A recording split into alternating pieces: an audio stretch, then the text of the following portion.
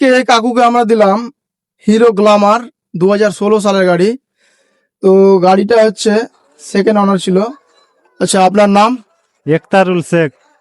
আপনি কোথা থেকে এসেছেন? আমি সুজাপুর বিশ্বাসপাড়া থেকে এসেছি। আপনার গাড়িটা কেমন না, লাগলো? গাড়ি ভালো লেগেছে, ওই জন্য তো তোমার নিলাম।